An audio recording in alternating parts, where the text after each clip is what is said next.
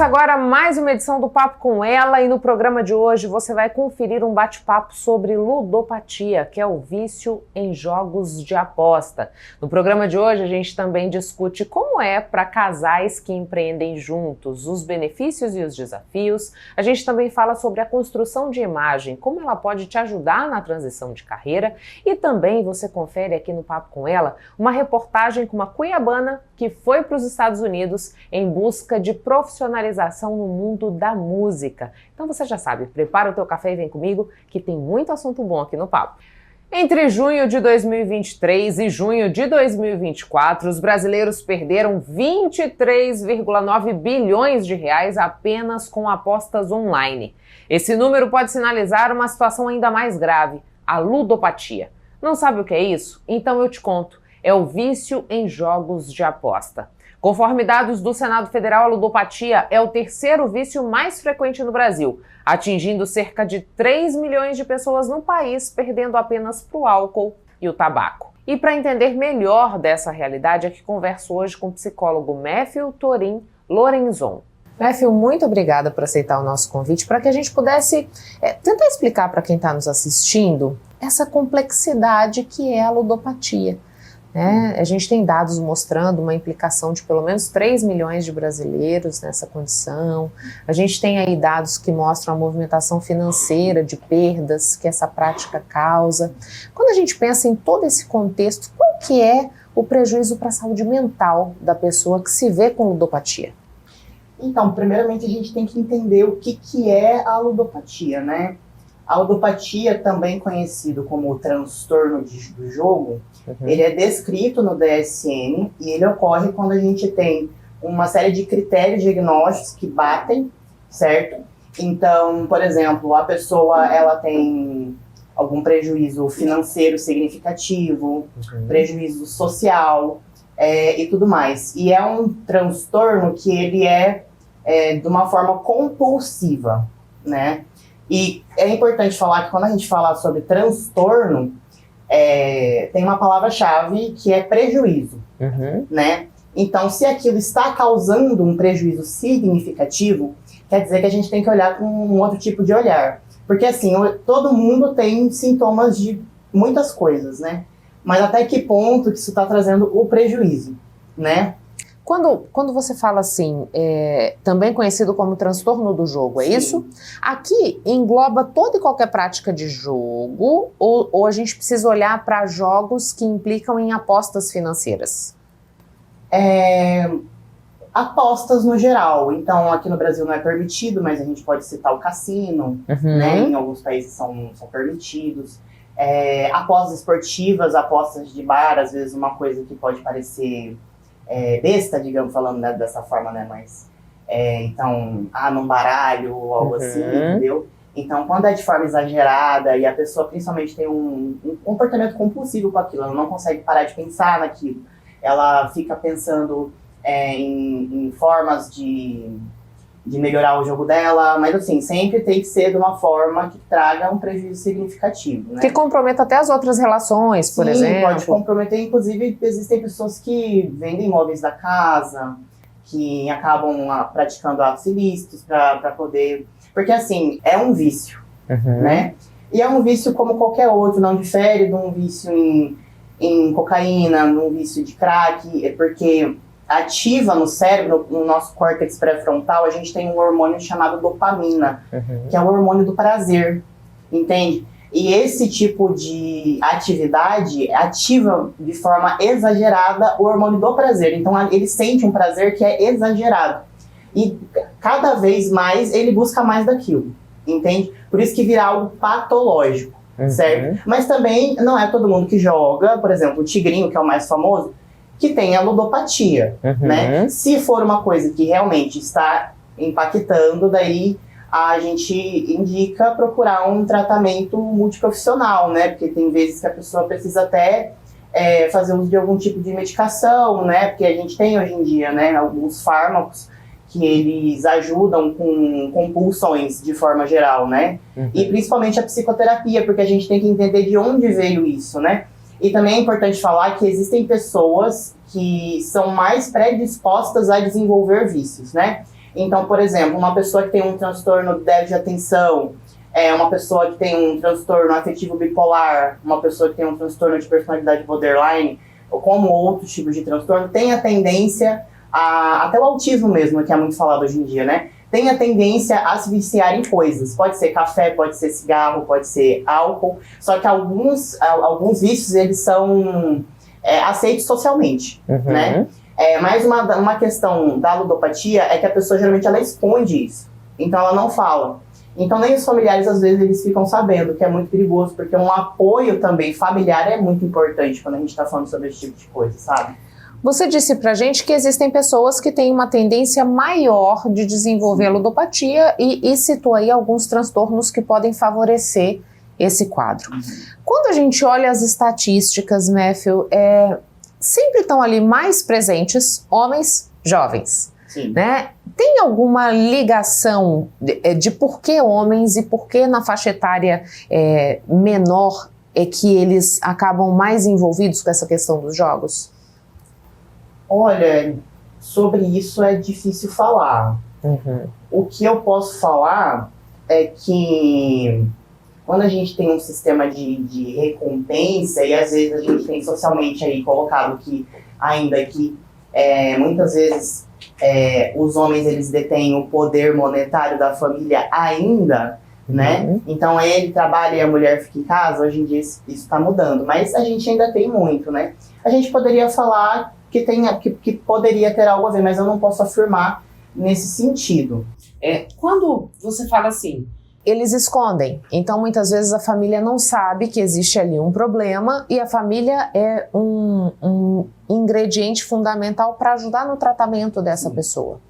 Existem sinais, por mais que eu esconda, mas eu deixo escapar alguma sinalização de que eu posso estar com algum problema no que diz respeito a essa prática do jogo. Como é que as famílias precisam apurar o olhar nesse sentido? Por exemplo, um sinal que a gente pode ver é uma mudança repentina de comportamento, né? Então, por exemplo, a pessoa ela era muito sociável e daí de repente ela escolhe ficar em casa, porque ela escolhe ficar em casa justamente para ficar jogando, entende?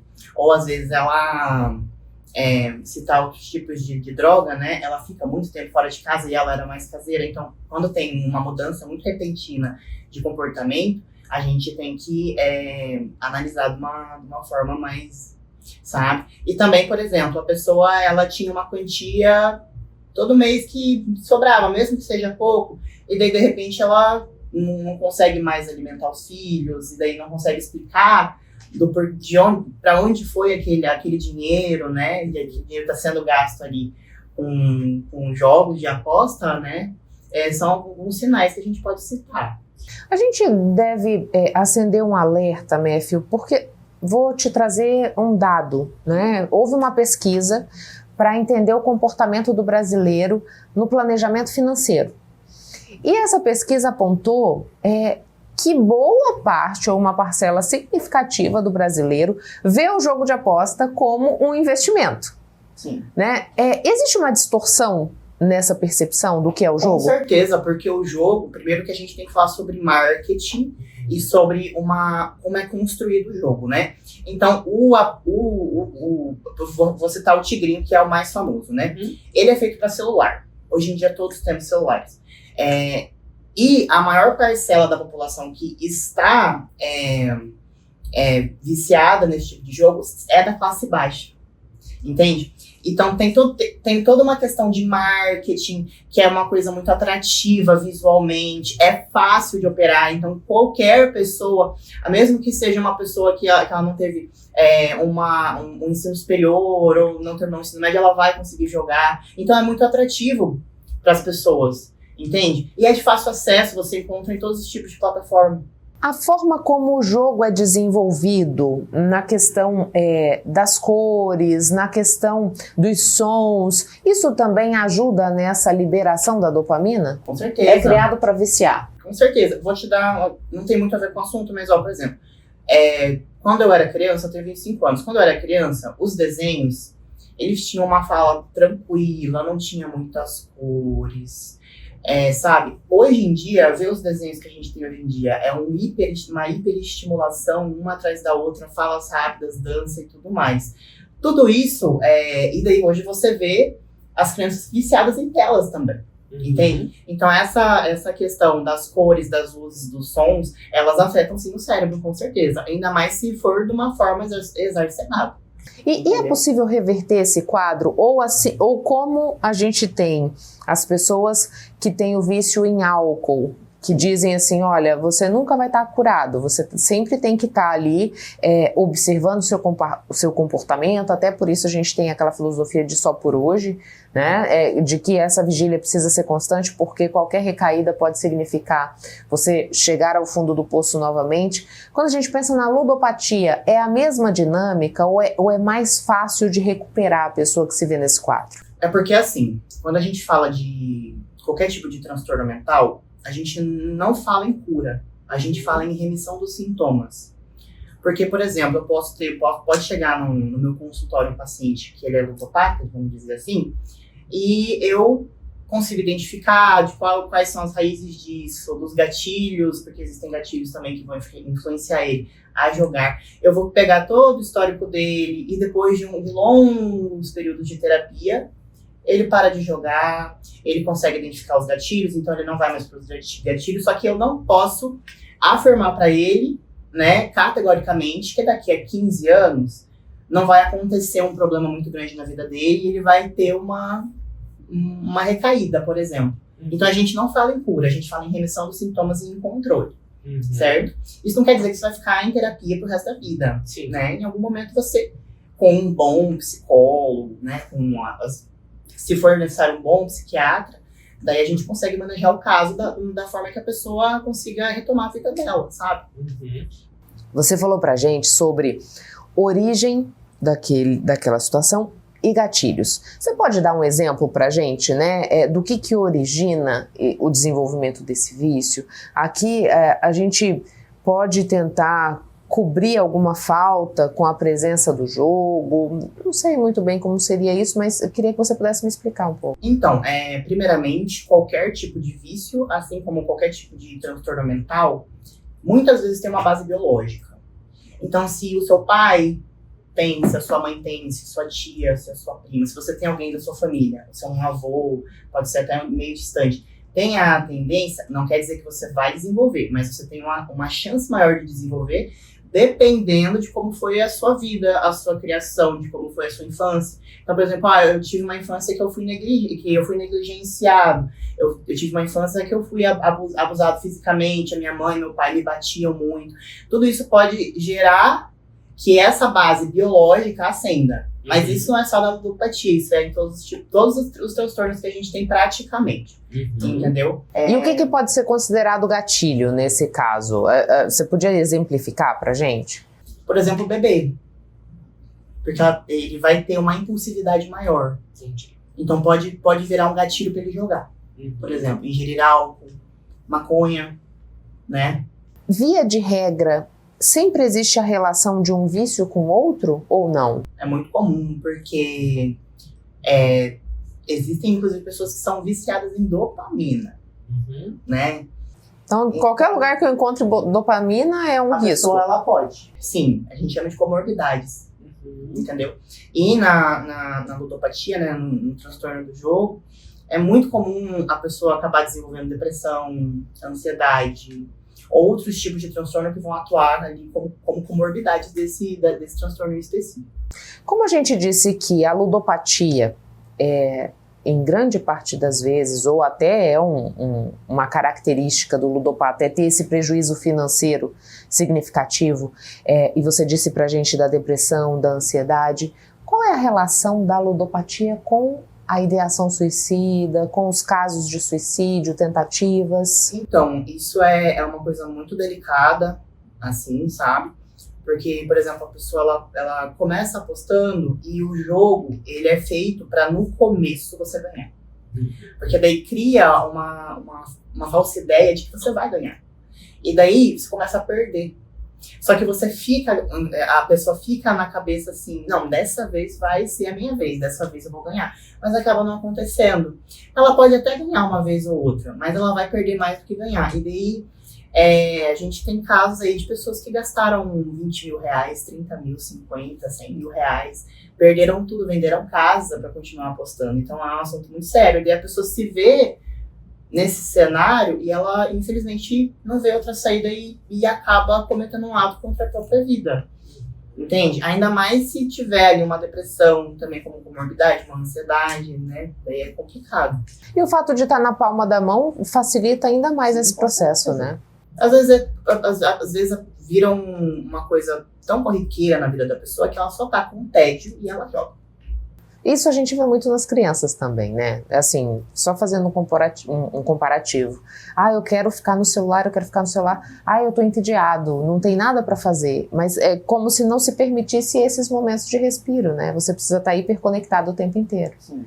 E me diz uma coisa, você falou sobre a divulgação do jogo, né? A forma como isso vem sendo disseminado nas redes sociais. A gente tem até uma discussão na CPI das bets, com o papel dos influenciadores nesse sentido. Já houve a informação de que aquela tela que eles divulgam ganhando, ela é uma tela construída, que não é um jogo em tempo real. Como é que você vê essa questão? É preciso que o país passe a discutir, talvez até a proibição desse tipo de prática? Então, tem que ser regulamentado, porque os jogos de azar já são regulamentados no Brasil. A gente não pode ter cassino no Brasil. Então, não faz sentido você também permitir o jogo online. Entende? Se fosse em algum outro país, por exemplo, eu acredito que nos Estados Unidos é permitido jogos de azar.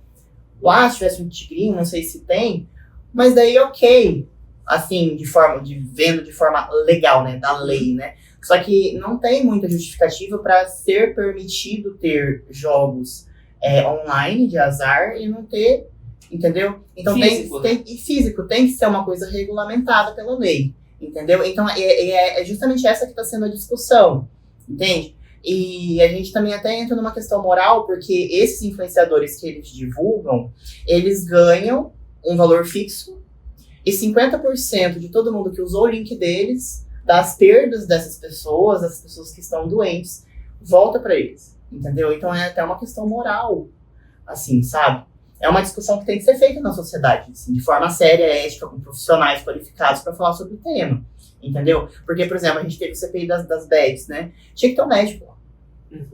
Um psiquiatra, um psicólogo referência, uma psicóloga referência, entende? E também tem que ter uma psicoeducação muito grande nas próprias pessoas, entendeu? Só que aquela coisa, vícios, é impossível você acabar com os vícios a longa escala na sociedade. Você nunca vai acabar com o cigarro, você nunca vai acabar com o álcool, entendeu? Você nunca vai acabar... minimizar, né? Sim, minimizar, mas a questão é essa, minimizar, a gente chama de redução de danos, entendeu? Mas nunca vai acabar, é algo centenário, o ser humano usa drogas, entende? A gente pode falar, por exemplo, nos Estados Unidos teve uma época que proibiram álcool, foi o caos no mundo. Entendeu? Então, assim, é complicado falar sobre esse tipo de questão, sabe? Você está dizendo pra gente que para lidar com a ludopatia, a gente precisa ter um suporte profissional, seja ele através de terapia com psicólogo, seja um suporte com psiquiatra, para haver esse acompanhamento, para entrar na remissão do sintoma e a situação ficar controlada. Hoje, a gente tem estrutura no Sistema Único de Saúde para poder dar suporte a essas pessoas, visto que você disse pra gente, a maior parte que está comprometida é a situação é população de baixa renda, né? Então, teoricamente, não tem condição de acessar a rede particular de saúde. Como é que está isso? Daí é muito complicado. A parte de tratamento de saúde mental pelo Sistema Único de Saúde, ele é bem precarizado. Mesmo que ele auxilia várias pessoas, só que a gente não tem nenhum tipo de política pública específica para pessoas ludopatas, ainda, né? Teria que ser criada uma política pública para isso, entendeu? E daí cabe investimento nisso, sabe? Porque é uma questão real, sabe? Está no nosso dia a dia. Tem que estar no nosso dia a dia, exatamente. F, muito obrigada pelas informações. Hoje o Papo com Ela sai do estúdio para te mostrar uma das maravilhas do ecoturismo aqui de Mato Grosso. Eu tô falando do Vale do Rio Claro, que fica localizado dentro do Parque Nacional de Chapada dos Guimarães. Nele a gente encontra a Crista do Galo, o Poço das Antas, o Poço Verde e o Poço Azul, um dos mais visitados, perdendo apenas para a Cachoeira Véu de Noivo, Circuito de Cachoeiras e o Vale do Rio Claro, juntamente com a Cidade de Pedras, tem atraído a atenção de muita gente. Então bora lá conferir como é que é esse atrativo?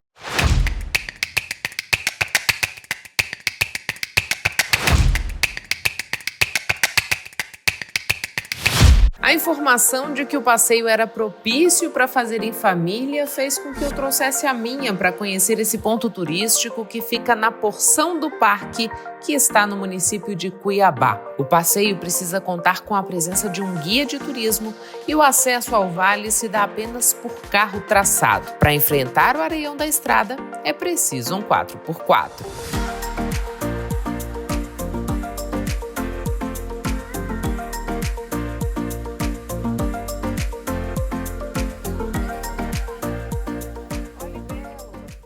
O Cerrado de Galeria é a vegetação predominante, as árvores são altas e as raízes superficiais.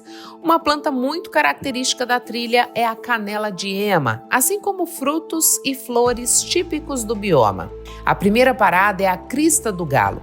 A subida para conferir a vista de tirar o fôlego é de 80 metros. O grau de dificuldade é considerado leve, mas caso você canse no caminho, há locais preparados para o descanso antes de chegar ao topo, como a sombra dessa jabuticabeira do Cerrado.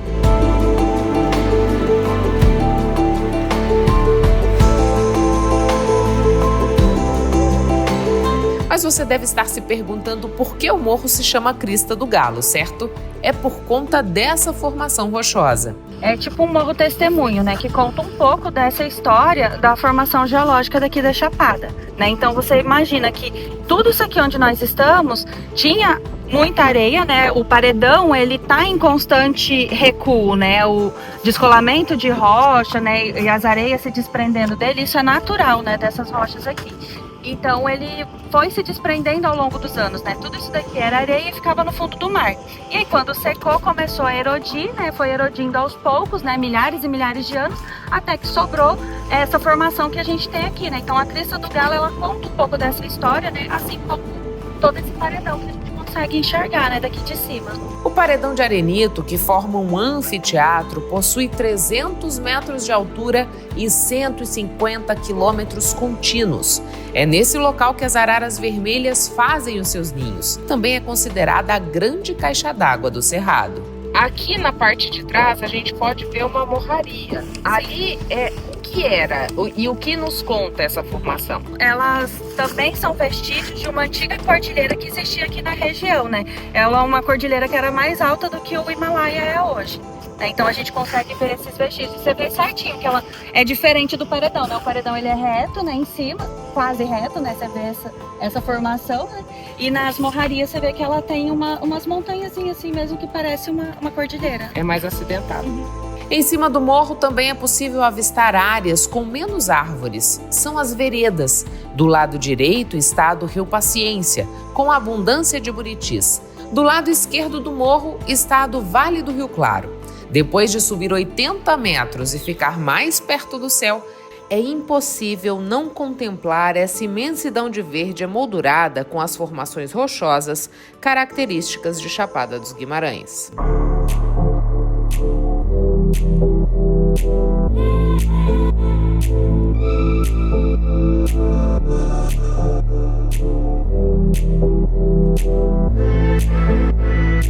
Depois da pequena trilha para chegar à Crista do Galo, o passeio continua, agora para conhecer os poços da região. A caminhada mostra uma trilha com copas de árvores fechadas que propiciam um verdadeiro banho de mata. E a próxima parada é o Poço da Anta, que fica a 300 metros da nascente do Rio Claro. A água que forma esse poço é oriunda do aquífero Guarani, bastante cristalina. O local é propício para banho e ainda é considerado um berçário de peixes. O Instituto Chico Mendes de Conservação da Biodiversidade preparou um espaço para que turistas possam se alimentar com mesa e banquinhos. Para ser uma área mesmo de descanso, de lanche, né?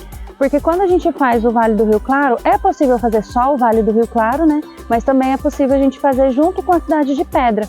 Então, normalmente, a gente vai no período da manhã para a Cidade de Pedra e à tarde vem aqui no Vale do Rio Claro, né? E aí o pessoal não almoça, né? Não para almoçar, então ali é uma parada mesmo para lanchar. Então, a gente sempre recomenda também trazer isso para poder descansar ali, né? Que agora tá com uma mesinha e outros banquinhos também. Moradora de Brasília, Giovana escolheu conhecer o Vale do Rio Claro e se encantou com o lugar. A gente queria conhecer a Cidade de Pedras e tomar um banho muito gostoso. Eu vi muitas avaliações positivas aqui, né? E realmente é muito tranquilo, muito gostoso. E aí dá pra fazer uma flutuaçãozinha mais curta, né? E aí a gente gostou dessa opção. A segunda parada é o Poço Azul. O que chama muito a atenção é a quietude do local. Nem mesmo o rio faz barulho, o que se ouve é apenas o canto dos pássaros. Um lugar propício para a contemplação. Também tem a opção de fazer uma flutuação, né? Aqui, iniciando nesse poço aqui, né? No Poço Azul. É uma flutuação de mais ou menos uns 10 minutinhos, é bem curtinha, né? Então lá no Poço da Anta a gente fica um tempo para acostumar com o snorkel, para aprender a usar, né? Quem não sabe, tudo, para poder vir aqui e descer. Se caso não quiser fazer a flutuação, a gente visita o Poço Azul e o Poço Verde também fica um tempo aproveitando, né? Dando uma refrescada mesmo, né? Que esse calor do Mato Grosso pega a gente, né? A última parada é o Poço Verde. A profundidade aqui é menor e a criançada aproveita para desfrutar um pouco mais da natureza brincando livremente.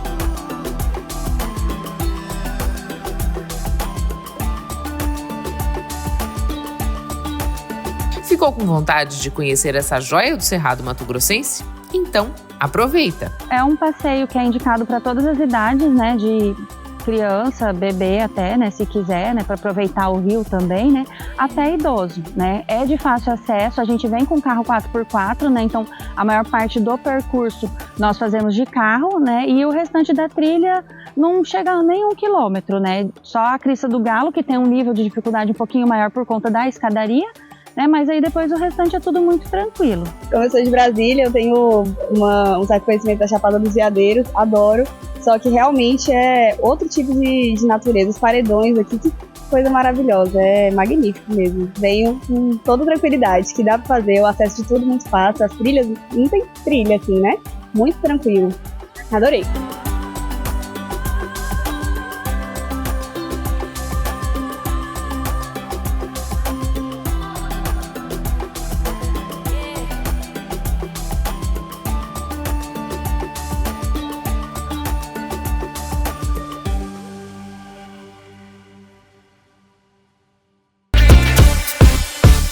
Para quem vive a transição de carreira, investir na construção de uma imagem intencional pode fazer toda a diferença na recolocação no mercado de trabalho. Com a chegada da maturidade, mulheres repensam não só a vida, mas a trajetória profissional.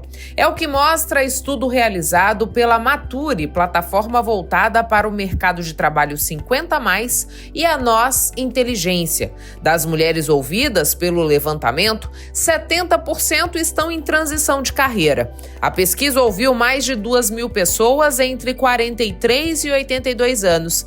E para se recolocar no mercado, investir na construção de uma imagem intencional pode ser um grande diferencial. E para as mulheres que estão nessa faixa etária de 50, fazendo uma transição de carreira e transição também de fase, é muito importante saber os seus valores e saber também o mercado que ela quer adentrar. Então, os códigos de vestimentas é fundamental, porque através dessa comunicação não verbal, você já consegue abrir portas de forma genuína e coerente também. Os dados da pesquisa mostram que a maioria das mulheres quer flexibilidade. 55% buscam trabalhar como consultoras, autônomas ou freelancers e 38% gostariam de empreender. O que motiva as escolhas é o etarismo ainda presente no mundo corporativo. A visagista Carol Bispo lembra que para construir a imagem pretendida é muito importante questionar o que desejo passar aos demais. Através da sua resposta, você consegue se posicionar. E aí sim que vem uma imagem congruente, né, que é muito importante, porque não é só ter uma imagem, por exemplo, eu quero transmitir poder.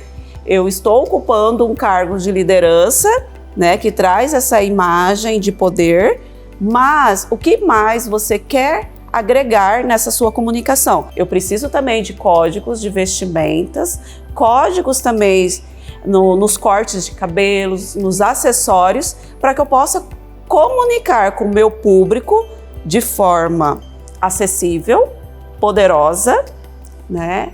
E criativa ao mesmo tempo. A mensagem que quero transmitir ao mundo muda de acordo com as vivências acumuladas. Por isso, o processo de adequação de imagem se repete ao longo da vida e é sempre importante se questionar. Carol lembra que a resposta é individual e ajuda no processo de autoconhecimento. A neurociência, ela comprova que em 3 segundos o nosso cérebro ele faz uma leitura muito rápida. Quando procuramos o visagismo, nós estamos buscando estratégia de posicionamento, valores, né? E além disso, saúde mental. Fazendo essa escuta ativa do que essa pessoa ela quer se expressar, ela consegue transmitir isso de forma leve e coerente. Vale ressaltar que o rosto exerce papel preponderante no processo de construção da imagem com foco em objetivos.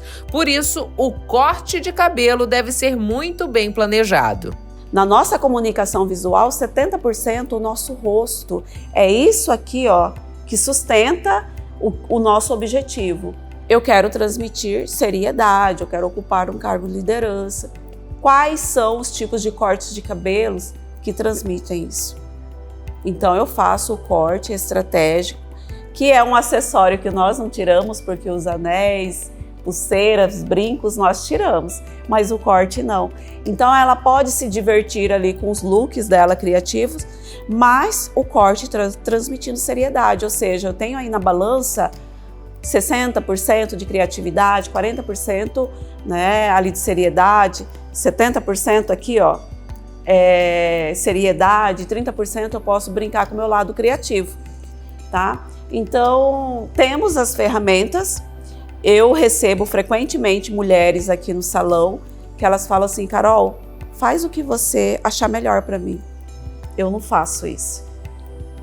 Então, através da conversa, através dos questionamentos, sem perceber, essa pessoa já vai entregando para mim elementos para a construção. Porque é uma construção da imagem e essa casa é dela. Eu sou contratada como uma construtora, como uma engenheira, mas quem que mora ali? Isso precisa ser muito respeitado. A imagem ela abre portas, depois você tem que sustentar tudo isso, né? Um bom dia, bem firme, um olho no olho. Isso é muito importante na comunicação, né, visual. Então, antes mesmo de você verbalizar, a pessoa está em sintonia total com o seu olhar. Ombros eretos, para trás, né, uma postura de quem sabe onde quer chegar. Então, é uma combinação. O look, o corte, eu falo que é uma estrutura que alimenta o que você está buscando. Então, quando estamos em casa, mais relaxados, o que a gente veste? Já uma roupa mais solta e nos sentimos à vontade. Então, quando você veste de forma estratégica, até sua postura já muda automaticamente. E falando em negócios, cresce o número de casais que empreendem juntos. Mas quais são os benefícios e desafios? Você confere agora, aqui no Papo Negócio. Elias começou a empreender quando ainda era solteiro, numa pequena verduraria. Mas não pensou 2 vezes em trazer a esposa para o negócio. Ele não esconde que no começo houve desafios a serem superados. No começo foi a dificuldade, né, de primeiro ter o equilíbrio das partes, né, tipo assim, pessoal. E eu acho que nos primeiros 2 anos foi muito difícil para a gente empreender junto. Mas logo depois teve o equilíbrio e ela foi pegando o ritmo, né? E de lá para cá, assim, tem as dificuldades, mas a gente sempre vencemos junto. As partes mais difíceis é o financeiro, ali quem que vai administrar mesmo. A consultora de investimentos do Sicredi, Maria Tamires, lembra que para minimizar o risco de desavenças entre o casal empreendedor e de crise para o negócio, é preciso trabalhar em um robusto planejamento financeiro. Então, o planejamento financeiro, ele é uma estrutura feita para colocar na ponta do lápis quais são as suas entradas, né, quais são as suas receitas, quais são as suas despesas e quanto que você teria de disponibilidade para investir.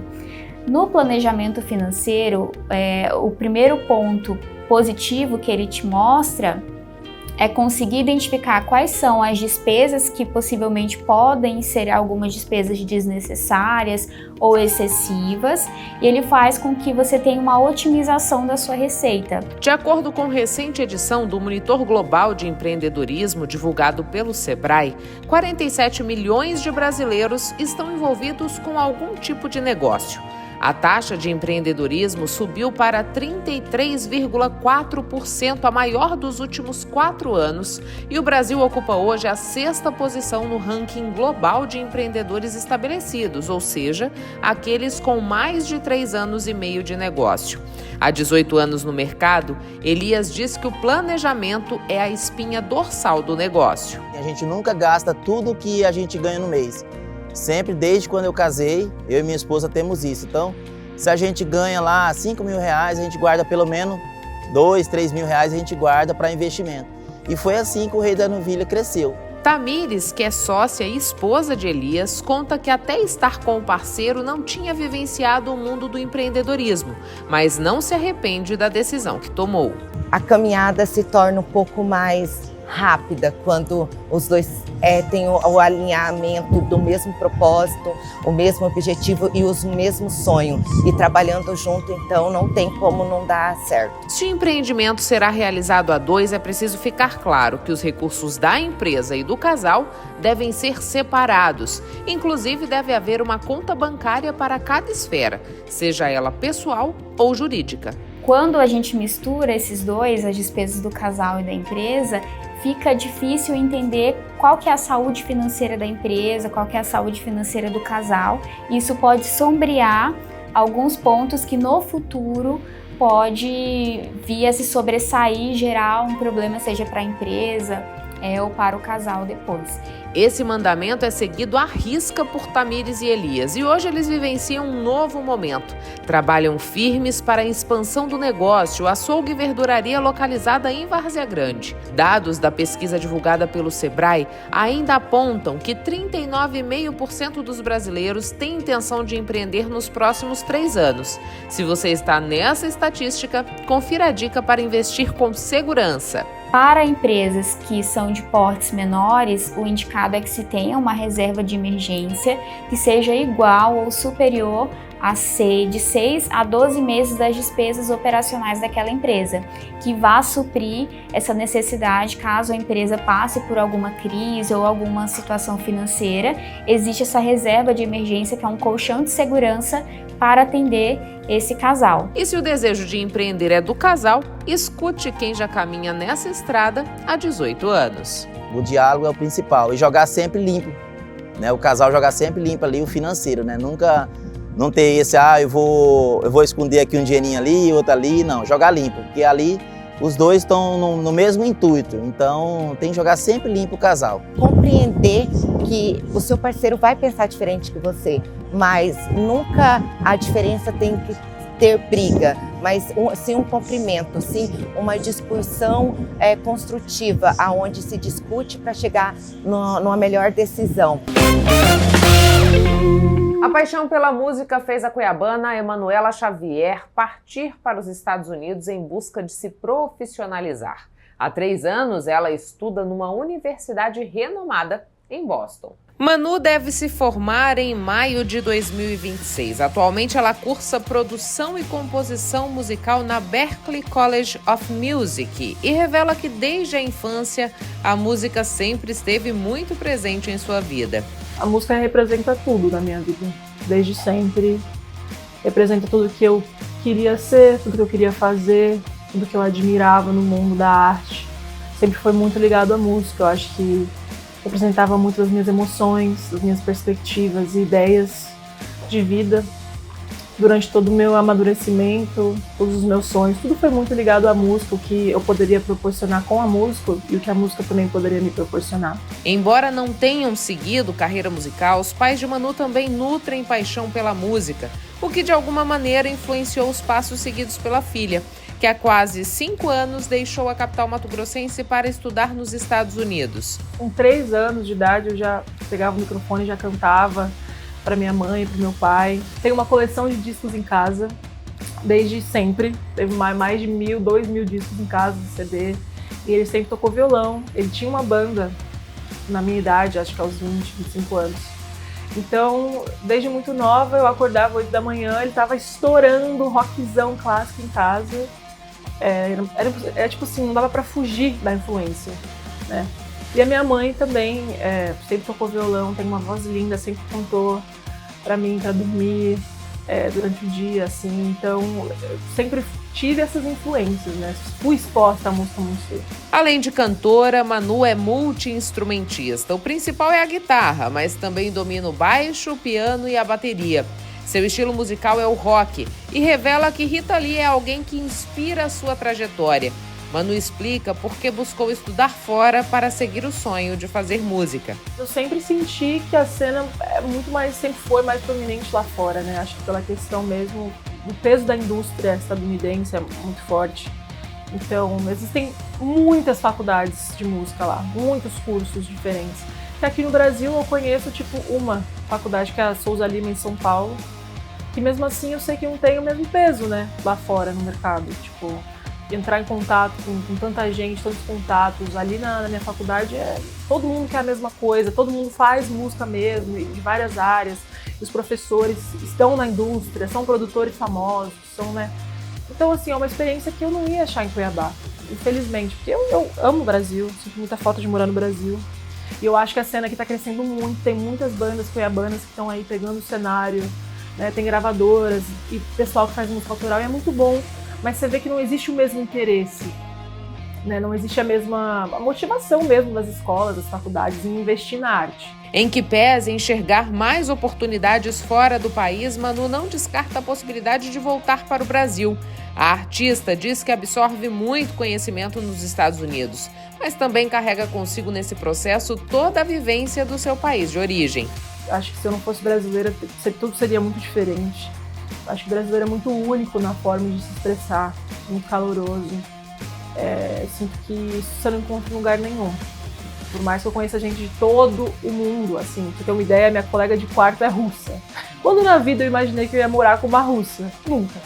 Mas você vive e aprende, você se conecta com pessoas de diversas, né, nacionalidades, e aprende muito. Eu acho que eu tenho muito a oferecer por ser cuiabana, né, já por Deus. Sempre levando isso, o calor cuiabano comigo, para todo lugar que eu vou. A cantora e compositora recentemente lançou o single Suzy. Manu também tem o EP Untouchable, de 2022. As músicas estão disponíveis em todas as plataformas digitais.